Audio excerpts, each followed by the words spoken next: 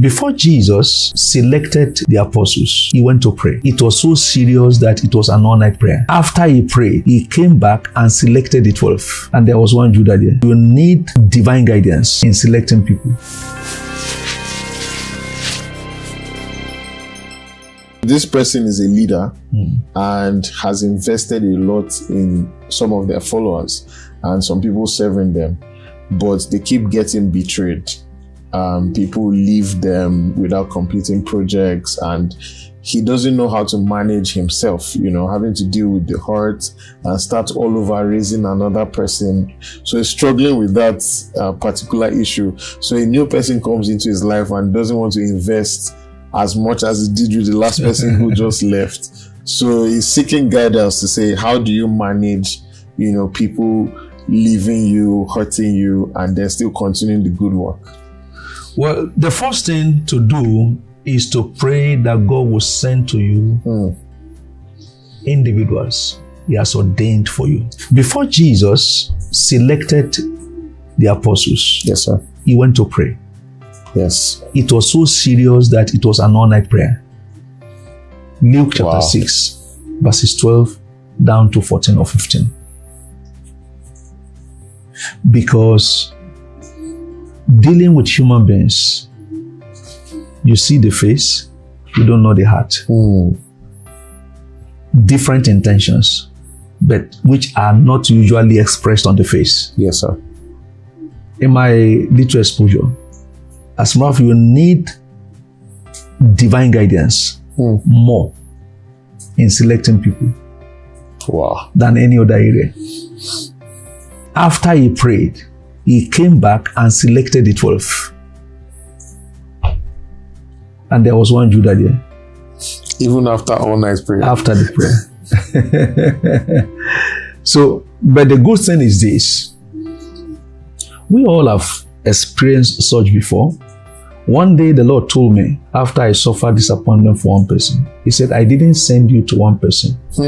If one disappointed you, look for the next, look for another.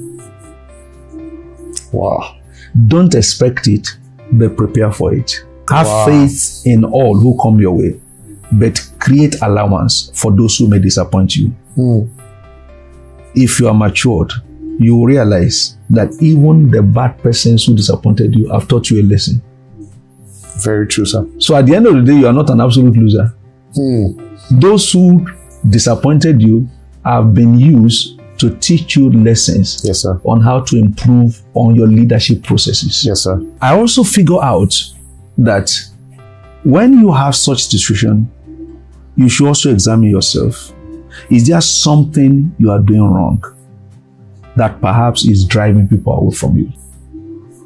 Because I've discovered that, you see, when you create an atmosphere for people, you become a magnet. If you create such atmosphere, in many cases, they won't like to leave you. Yes, sir.